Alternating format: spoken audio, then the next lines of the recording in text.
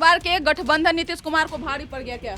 ना हमारे कोई प्यार करे या घृणा करे, इनकार कैसे कर देगा? हाल में हल्दिये लगता है हमें, हमारे माध्यम से। नमस्कार, आप न्यूज फाउंडेशन देख रहे हैं, मैं हूं आपके साथ वंदना।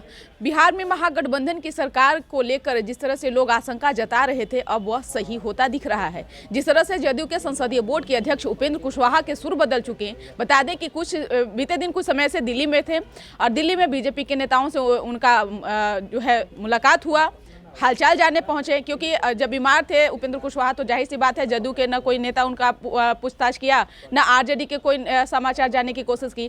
तो उपेंद्र कुशवाहा आज अपनी भड़ास निकालें और जदयू का जो है वो पोल खोल करके उन्होंने रख दिया है। सिर्फ नीतीश कुमार ही नहीं बल्कि पार्टी के एक एक नेताओं की भी उन्होंने पोल खोली है। हमारे साथ बात करने के लिए हैं जदयू के मुख्य प्रवक्ता नीरज कुमार।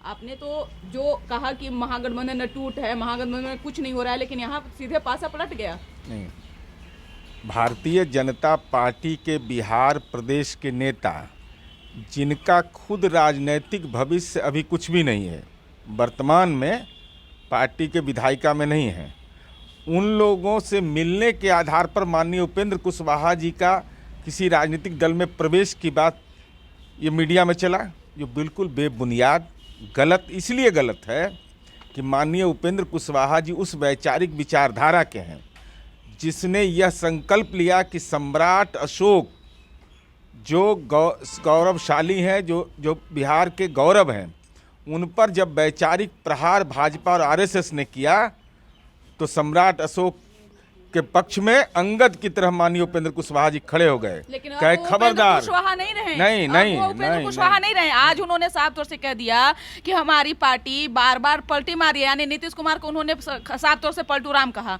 दूसरी बात, उन्होंने यह भी कहा कि जदयू के बड़े बड़े नेता, जहां तक हमारी नजरें जा रही है, बड़े बड़े नेता बीजेपी के संपर्क में हैं। नहीं, मैंने ये नहीं सुना है कि माननीय मुख्यमंत्री जी के गठबंधन बदलने की बात अगर कहा है तो आप तो पार्टी मुझ समय शामिल हुए थे जिसमें भारतीय जनता पार्टी हिस्सेदार थी, और आज भारतीय जनता पार्टी नहीं है तब पर भी पार्टी में है।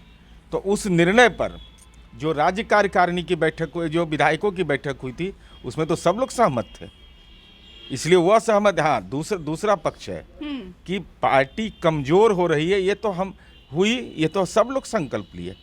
उनका बाइट निकाल के देख लीजिए कि हमको 1 नंबर की पार्टी बननी है, तो 1 नंबर की पार्टी बनना है तो कैसे बनना है? आखिर इतनी नाराजगी उपेंद्र कुशवाहा को क्यों? आपने हाल ही में शामिल किया, पार्टी का विलय करवा लिया, आपने उनको क्या कुछ डील करके पार्टी में शामिल करवाया? कोई आज तक के किसी से ये बात नहीं है। हम लोग किसी से, जब आखिरकार उपेंद्र कुशवाहा आहत हुए तभी तो इस तरह से बोल रहे हैं ना। हम लोग किसी का जमीन उमीन नहीं लिखवाते हैं, ये सब काम हम लोग कभी नहीं किए हैं कि पार्टी में आना है तो जमीन लिखिए, पैसा दीजिए, ये सब ना, ये सब काम कभी जदयू में नहीं हुआ, समता पार्टी में।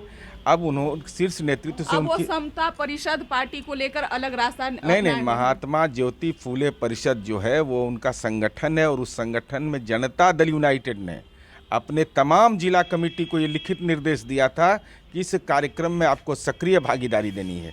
लेकिन महत्वपूर्ण विषय यह है कि कैसे लोग कयास लगा रहा है भाई कि माननीय उपेंद्र कुशवाहा जी चले जाएंगे दूसरे जगह पर। मुख्यमंत्री जी ने कहा है कि वो बीमार हैं, लौटेंगे तो उनसे संवाद करेंगे, और वैचारिक रूप से मैं बार बार बोल रहा हूँ, जिसने सम्राट अशोक को अपमानित किया उसके साथ कोई नहीं जा सकता। अब आप लोग कुछ भी करते रहिए, कुछ भी अपने मन को समझाने की कोशिश कीजिए, पार्टी को समझाने की कोशिश कीजिए, लेकिन अब पार्टी जो है अब अलग ही रास्ता अपना ली, क्योंकि उपेंद्र कुशवाहा ने जो कुछ भी आज कहा, इससे तो अब साफ हो गया कि अब बिहार में महागठबंधन की सरकार ज्यादा दिनों तक नहीं चल पाएगी। 24 नवंबर 2005 से जन्मपत्री देखा जा रहा है राजनीति में, नीतीश कुमार कब सत्ता से गए, और जितना दिखाते जाता है नीतीश कुमार उतने दिन सत्ता में रह जाता है। अब जदयू के करीबी नेता सेंधमारी कर रहे हैं ना, पहले की बात कुछ और थी, लेकिन अब नीतीश कुमार के साथ रहने वाले लोग हमारी पार्टी में 1-2 हैं, कुछ जेल में है, कुछ जेल के बाहर हैं, कुछ कहीं हैं, इतना लोग छोड़ा है। जरा 7 MLA था मेरा 95 में, 4 MLA चला गया था, कहा समता पार्टी खत्म हो गई, और तब हम यात्रा से हुई। तो